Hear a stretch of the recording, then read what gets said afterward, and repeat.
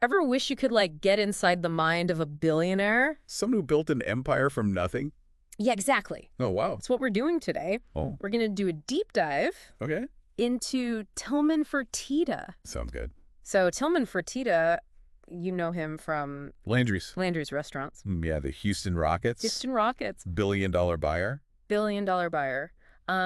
So many things. So many things. It's remarkable, isn't it? He's not just successful in one area. Right. He's conquered restaurants, Yeah. casinos, entertainment, Uh-huh. professional sports. I mean, that kind of diversity Right. suggests a unique mindset. For sure. Something beyond just typical business savvy. Yeah, and he's got this incredibly direct, no-nonsense style. Like, he calls his advice Tillmanisms. Oh, yeah.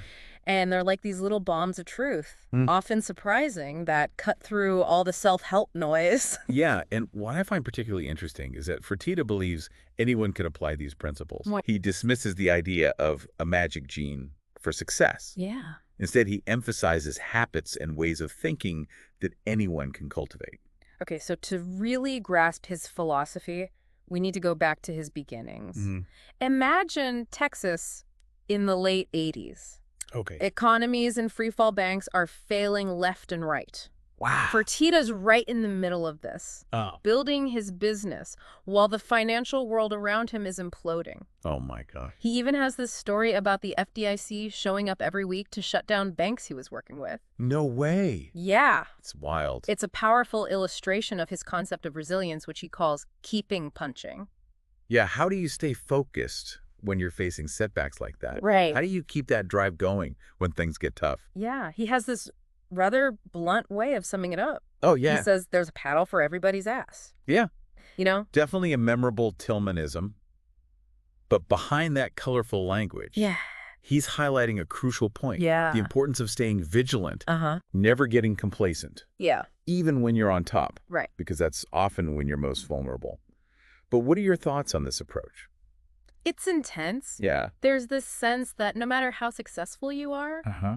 you can't afford to relax. Right. And maybe that's the key, right? Yeah. The constant push to improve, Yeah. to never settle. Keep pushing. But I can see how it could also lead to burnout if you're not careful.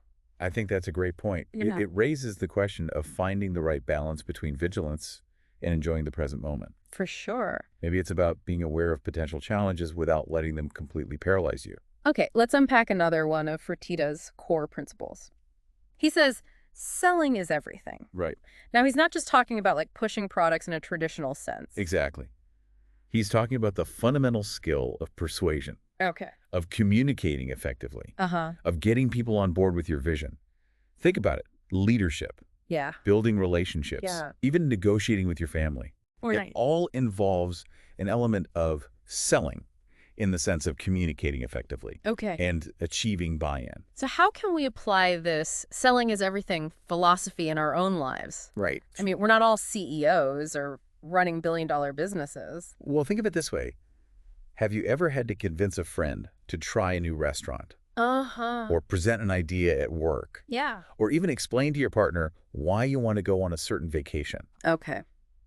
Those are all situations where selling comes into play. Right. It's about understanding your audience, Okay. crafting a compelling argument, Uh-huh. and building trust. That's a great way to frame it. Yeah, So it's not just about pushing products, it's about communicating effectively in any context. exactly. Okay, here's one of my favorite Tillmanisms. It's called the 955 rule. He argues that in any business, most things are already being done right. Okay. So you have to laser focus on identifying and fixing the 5% that's holding you back. Interesting. He even has this anecdote about walking into Tom Bilyeu's studio Oh, wow. and immediately starting to assess the operation, picking up on small details that most people would overlook. Wow, he's like a business detective. He is. He's like a business detective. But for those of us who don't have Fertitta's keen eye, how do we even begin to identify that critical 5%? Well, it starts with honest self-assessment. Okay. Where are you consistently struggling? Okay. What feels inefficient? Where are you not getting the results you desire? Mm. Often those areas hold the clues to that crucial 5%. It's so easy to just focus on what's working and ignore those little niggling issues. But as Fertitta suggests, those seemingly small problems can compound over time if left unaddressed. What I find truly motivating is his belief anyone can stand out no matter their position. He uses this example of a sound guy on a film set, Oh, interesting. pointing out that even in those seemingly invisible roles, excellence gets noticed. That's a great segue to his concept of separating yourself from the herd. Right. It's not just about doing your job. It's about going above and beyond, mastering the small details that others might overlook. Right. And those are the things that ultimately make you indispensable. So think about your own work. What are those seemingly minor details that, if mastered, could make you truly exceptional? Where can you apply that extra 5% effort to truly stand out? We'll delve into that a little later. Okay, sounds good. It's fascinating how those seemingly small details can make such a difference, right? Yeah. And that relentless pursuit of excellence, it ties into another one of Fertitta's powerful concepts. Okay. Be the bull. Yes. This one really captures that unstoppable drive, that refusal to accept anything less than the best. But it's not just about brute force or aggression, is it? Exactly. It's about channeling a powerful energy. Okay. A combination of confidence, strategic thinking, and unwavering work ethic to achieve those ambitious goals. Imagine a bull charging towards its target with unwavering determination. Yeah. That's the kind of energy he's talking about. Okay, I'm starting to get a mental picture here. So it's not just about working hard, it's about working strategically and with purpose. Precisely. It's about setting your sights on what you want and then going after it with everything you've got. And I think this idea of being the bull can be adapted to fit different personalities and approaches. That's a good point, because not everyone's naturally aggressive or confrontational. So how can someone who's more introverted or thoughtful cultivate this bull mentality? It's about tapping into your own internal drive, whatever that may be. Okay. It could be about a passion for your work, a deep desire to create something meaningful, or even a competitive spirit that pushes you to excel. The key is to identify what fuels your ambition. Right. And then channel that energy towards your goals. So it's about finding your own version of the bull, a way to harness that inner drive that resonates with your personality. I mean, Fertitta himself seems to embody this concept in everything he does. He absolutely does. Yeah. And it goes beyond just business. Remember his story about buying his first jet at 35? Oh, yeah. That wasn't a necessity. Right. It was a statement. A bold move that demonstrated his confidence and his willingness to take risks. It definitely sends a message. And even with all his success, he doesn't seem content to just rest on his laurels. He's always pushing forward, looking for that next challenge. Right. He even said what he's accomplished so far is nothing compared to where he wants to go. And that's a hallmark of true entrepreneurs. Yeah. That constant desire to innovate, to expand, to push the boundaries of what's possible. Keep going. It's never about settling for the status quo. It's about constantly striving for something bigger and better. That kind of ambition is contagious. It makes you want to re-examine your own goals and ask yourself, am I pushing myself hard enough? It's a powerful question to consider. And I think Fertitta's philosophy extends beyond just business success. Yeah. It's about approaching life with that same sense of purpose, that same drive to excel in everything you do. Now, while Fertitta definitely emphasizes hard work, he also recognizes the importance of strategic thinking. For example, he talks about how he used to schedule important negotiations for Friday evenings. Oh, interesting. Knowing that most people are already mentally checked out for the weekend, he was willing to put in the extra time when others were winding down. That's a great example of his strategic mindset. It's not just about working harder. It's about working smarter. All right. And it speaks to his tenacity, his willingness to go the extra mile to gain an advantage. But does that relentless pursuit of success come at a cost? I mean, could this always be on mentality lead to burnout or strained relationships? That's a valid concern. Yeah. It raises the question of finding a sustainable approach to success. Fertitta himself talks about the importance of building a strong team, delegating effectively, and knowing when to step back and recharge. So it's about finding that balance between pushing yourself and knowing when to ease off the gas. Exactly. It's like any high-performance endeavor.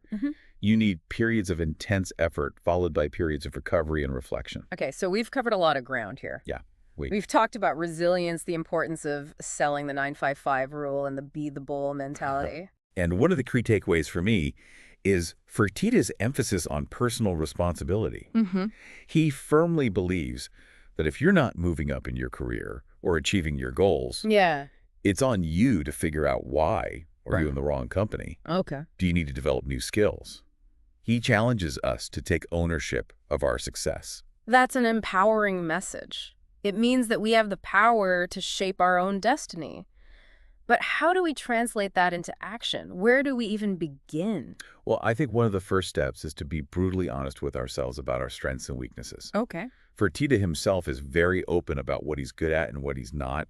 He encourages everyone to find their God-given gifts and focus on those areas where they naturally excel. That makes sense, playing to your strengths. But he doesn't just stop there. Right. He talks about the importance of having like a basic understanding of all aspects of your business. Right. Even if you're not an expert in everything. Yeah. He even gives the example of forcing himself to learn about like information technology. Oh, wow. Even though it wasn't his natural inclination. That's interesting. What's fascinating is that he doesn't suggest that we need to become masters of every discipline.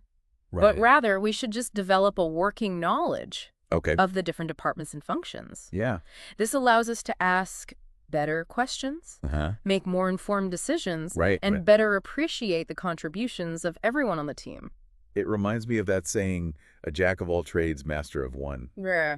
You can't be an expert in everything. Right. But having that broad understanding makes you a more effective leader overall.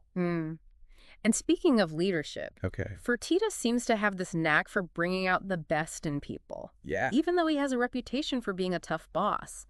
He mentioned that many of his top executives have been with him for over 20 years. Wow. Which speaks volumes about his ability to build loyalty and create a high-performing culture. It's an interesting juxtaposition, isn't it? Demanding excellence while also fostering loyalty. He seems to have struck a balance. And this also extends to how he mentors the next generation. Instead of having his kids just work in one department, he exposes them to all facets of the business with a focus on decision-making. That's such a smart approach. Instead of just learning the technical skills of a particular role, they're getting that big picture view of how all the pieces fit together. Exactly. And it reinforces that sense of personal responsibility that he emphasizes so much. Right. He's not just handing them a finished product. Right. He's giving them the tools and the mindset to forge their own success. Exactly.